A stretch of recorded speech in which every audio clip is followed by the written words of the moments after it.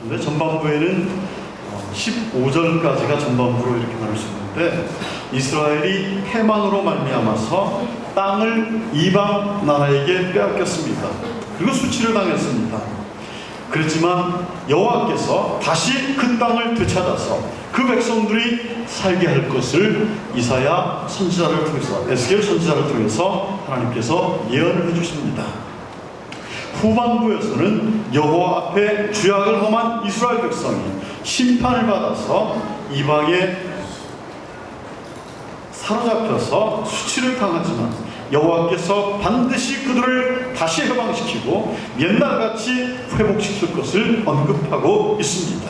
우리가 구약 성경에서 에스겔서와 다니엘서를 신약 성경의 요한계시록과 같이 예언서라고 이렇게 말을 합니다. 문학적으로는 묵시문학이다 이렇게 말을 합니다. 그래서 말씀을 들을 때 전날에 에스겔 선지자에게 이사야 선지자에게 말씀하셨던 그 하나님의 말씀을 오늘의 삶 가운데 나에게 주신다면 어떻게 주실까? 우리가 이렇게 묵상하는 가운데 하나님 앞에서 말씀을 경청하게 되면 그 말씀이 우리의 생명 양식이 되지 않을까 싶습니다. 에스겔은 25살이 되었을 때 바벨론의 포로로 끌려갔습니다. 비록 포로가 되었지만 그 포로 생활 가운데서 하나님의 이끌림을 받으려고, 하나님의 인도하심을 받으려고 에스겔이 몸부림을 치는 것을 볼 수가 있습니다. 에스겔은 환경을 탓하지 않았습니다. 주어진 환경에서 최선을 다하려고 이제 노력을 하고 있을 때 하나님의 능력이 에스겔에게 임합니다. 여러분, 오늘날 우리가 어두운 세상이라고 말을 합니다. 죄악이 깊은 세상이라고 말을 합니다. 그렇다고 우리가 세상을 바라보면서 한탄만 할 것이 아니라 그 가운데 깨어서 기도하는 믿음의 삶을 살아갈 때 이 에스겔처럼 하나님의 능력이 임하게 되면 세상을 바라볼 수 있는 우리의 영적인 눈이 바로 열리지 않을까 싶습니다. 하나님께서 에스겔에게 말씀하십니다. 그 말씀하신 것을 에스겔이 받아서 적은 것이 곧 에스겔서입니다. 바벨론에서 포로 생활을 하던 이 당시의 환경은 너무나 비참하고 피폐했습니다. 에스겔에게 임한 하나님의 말씀은 36장 3절의 말씀 가운데 보니까, 그러므로 너는 예언하여 이르기를 주 여호와의 말씀에 그들이 너희를 항복케 하고 너희 사방을 삼켜서 너희로 남은 이방인의 기업이 되게 하여 사람의 말거리와 백성의 비방거리가 되게 하였도다 라고 말하고 있습니다. 여러분, 분명히 지금 이스라엘 백성들은 포로로 끌려가서 바벨론에서 종살이를 하고 있습니다. 그들이 포로 생활을 하게 된 이유를 하나님께서 분명히 말씀해 주고 있습니다. 그럼에도 불구하고 하나님께서는 다시 이스라엘 백성들을 내가 세워주겠노라고 약속하고 있습니다. 10절에서 11절 말씀 가운데 보니까 내가 또 사람을 너희 위에 많게 하리니 이들은 이스라엘 온 족속이라 그들로 성읍들에 거하게 하며 빈 땅이 건축하리라. 내가 너희 위에 사람과 짐승으로 많게 하되 생육이 중다하고 번성하게 할 것이라. 하나님께서 다시 위로의 말씀을 주십니다. 한 걸음 더 나아가서 36장 26절에서 28절의 말씀 가운데 보니까 또 새 영을 너희 속에 두고 새 마음을 너희에게 주되 너희 육신에서 굳은 마음을 제하고 부드러운 마음을 줄 것이며 내 신을 너희 속에 두어 너희로 내 율례를 행하게 하리니 너희가 내 규례를 지켜 행할지라. 내가 너희 열조에게 준 땅 너희가 거하여 내 백성이 되고 나는 너희의 하나님이 될 것이다 라고 이렇게 말씀하고 있습니다. 마지막 절을 이렇게 영어 성경에서는 이렇게 번역을 합니다. You will be my people and I will be your God. 나는 너희는 나의 백성이 되고 나는 너희의 하나님이 될 것이다 라고 말씀하고 있습니다.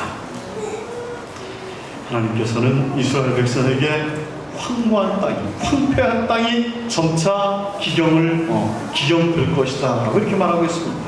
그리고 이 황폐한 땅이 에덴 동산같이 될 것이다 라고 말하고 있습니다. 무너진 곳이 건축이 될 것이다 라고 말씀하고 있습니다.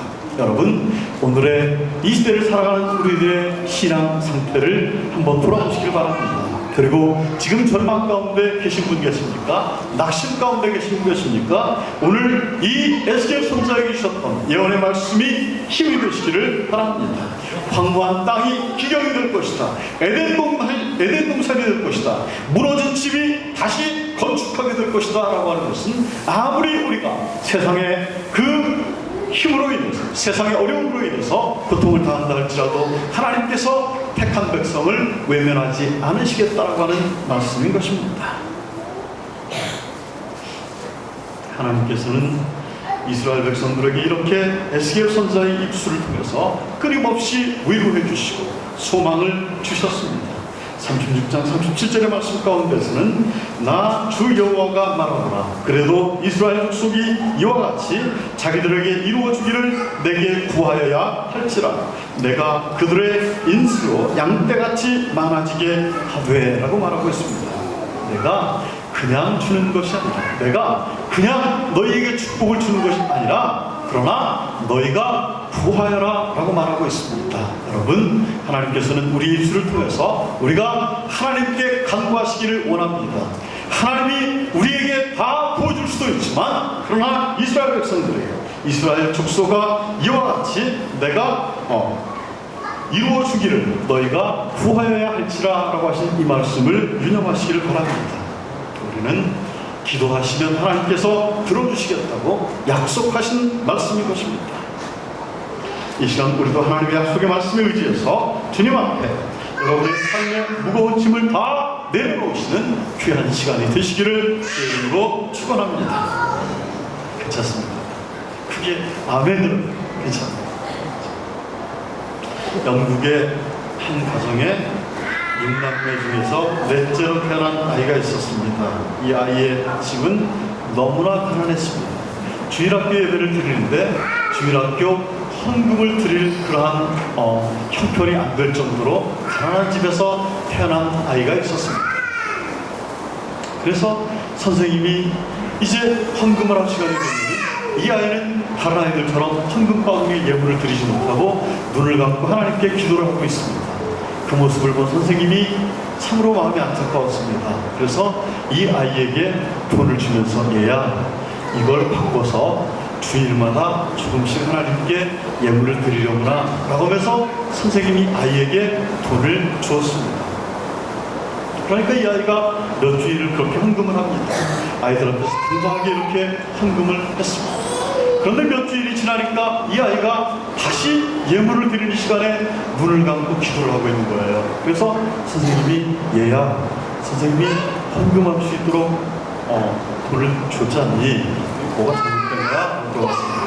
그랬더니 이 아이가 대답을 합니다. 선생님, 제가 이 선생님이 주신 돈을 잔돈으로 바꿨어요. 그래서 집에다 이렇게 책상에 놓고 주일날마다 이렇게 한 시간씩 헌금을 드렸습니다. 그런데 이 동전이 항상 내 서랍에 있으니까 제가 군것질하고 싶은 마음이 들던 거예요. 그래서 선생님, 제가 그 마음을 물리치려고 주신 돈을 다 한꺼번에 헌금을 했습니다.